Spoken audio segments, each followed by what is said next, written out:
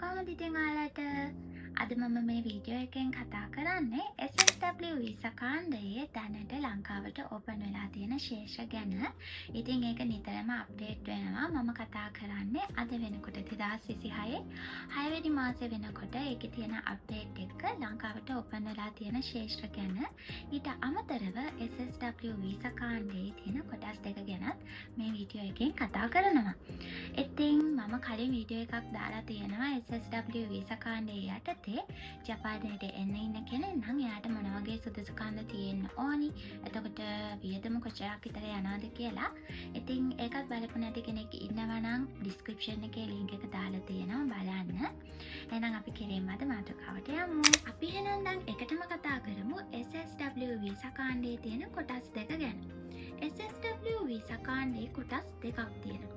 මම පළවෙනියට ගෙනාපු වීඩියෝ එකෙන් කතා කරේ SSW එක යටතේ ඔයා ජපානයට එන්න නම් ඔයාට ඕනි කරන සුදුසුකම් මොනවාද කියලා. හැබැයි ඔයා SSW එකෙන් ජපානයට ඇවිල්ලා SSW දෙකට ඇප්ලයි කරන්න නම් වෙනම ක්වොලිෆිකේෂන් හදාගන්න ඕනි.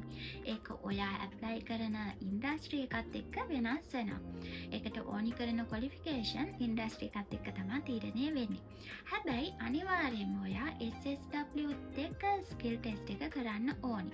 ඒ ශේෂ්ත්‍රයේ ස්කිල් ටෙස්ට් එකේ දෙවෙනි එක කරලා ඊට අමතරව මෙයාලා ඒකෙදි ක්වොලිෆිකේෂන් එකක් විදිහට අදාළ ශේෂ්ත්‍රය තුළ අවුරුදු 2ක් හෝ 3ක් එක්ස්පීරියන්ස් එක බලනවා. ඊටත් අමතරව සමහර ශේෂ්ත්‍රවල උදාහරණයක් විදිහට ගත්තාම ෆුඩ් සර්විස් එක. ෆුඩ් සර්විස් එකේදී එන්ට්‍රී ලෙවල් එක අනිවාර්යයෙන්ම තියෙන්න ඕනි. සමහර ඒවාට එන්ට්‍රී ලෙවල් එක අනිවාර්යෙන් නැහැ. හැබැයි ස්කිල් ටෙස්ට් එක ලියන්න ඔයාට එන්ට්‍රී දැනුමවත් තියෙන්න ඕනි.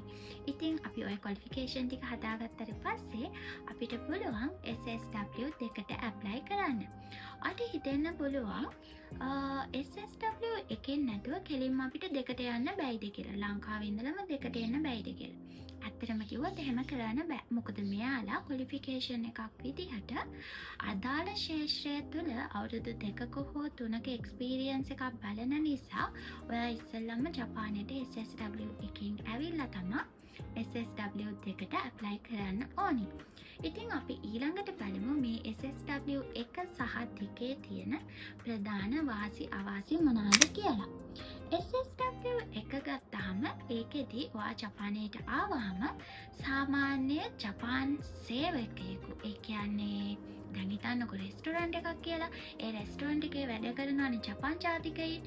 ඒ කට්ටියට සමාන වැටුපක් ඔයාටත් ලබා ගන්න පුළුවන්. ඊට අමතරව නිවාඩු, රක්ෂණ ඔය වගේ වරප්‍රසාදත් ලබා ගැනීමේ හැකියාවක් තියෙනවා.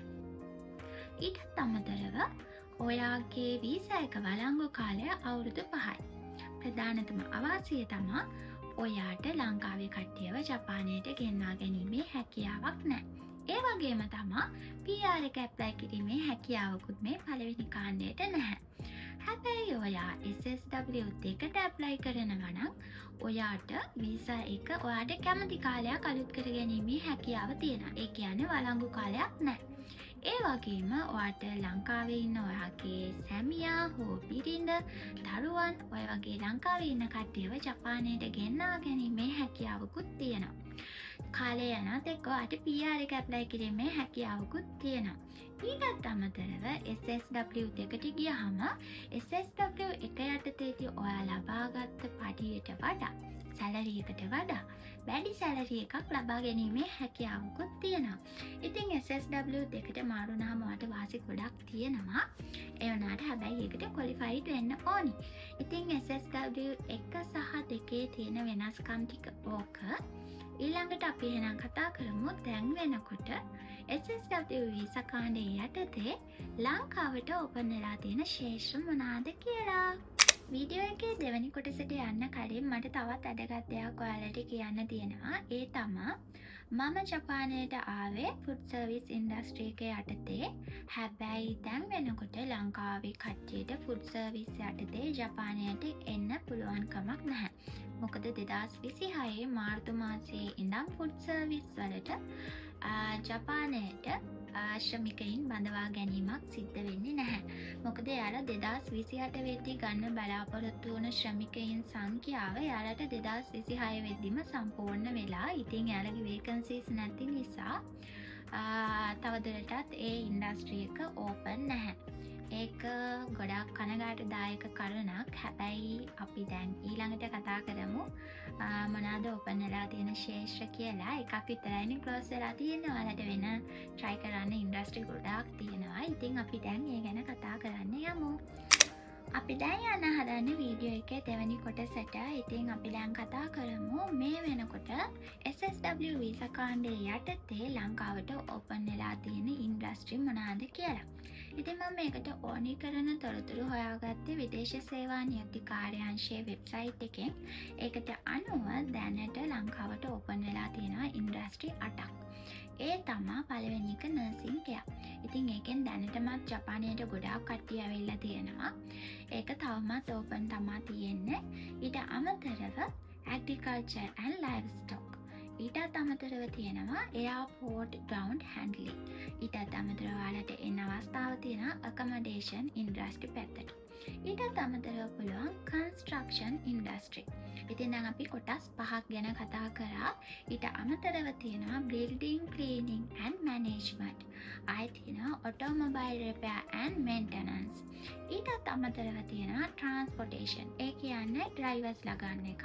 හැබැයි මේකෙදි බලන සුදුසුකම චුට්ටක් වැඩි වෙලා තියෙනවා. ඒ කියන්නේ භාෂා ප්‍රවීණතාවය entry level එකට තියෙන්න ඕනි. ඉතින් ඔය කියන ශේෂ්ත්‍ර ටික තමයි දැනට ලංකාවට ඕපන් වෙලා තියෙන්නේ. ඉතින් ඔයත් අදාළ කරන සුදුසුකම් ටික හදාගෙන SSW එක කාණ්ඩය යටතේ ජපානයට එන්න උත්සාහ කරන්න. ඉතින් මමත් දැනටමත් ඉන්නේ SSW එක කාණ්ඩය යටතේ. ඉතින් SSW එක කාණ්ඩය යටතේ ඔයා ජපානයට ඇවිල්ලා ඔයාට කැමති නම් අර මම කිව්ව ක්වොලිෆිකේෂන් ටික හදාගෙන SSW එකට ඇප්ලයි කරන්නත් පුළුවන්. එතකොට විශේෂම දේ තමයි ඊළඟ වීඩියෝ එක මම අරන් එන්න හිතාගෙන ඉන්නේ ක්වොලිෆිකේෂන් හදාගත්තට පස්සේ ඔයාලා කොහොමද තනියම වේකන්සි එකක් හොයාගෙන ඇප්ලයි කරන්න කියලා. ඉතින් ඒ වීඩියෝ එකත් ඉක්මනටම අරන් එන්නම්. අදට මේ වීඩියෝ එක මම මෙතනින් ඉවර කරන්න තමා හදන්නේ. මං හිතනවා ඔයාලාගේ තිබ්බ ගොඩක් ගැටලු වලට නිවැරදි පිළිතුරු මේ වීඩියෝ එකෙන් හම්බ වෙන්න ඇති කියලා.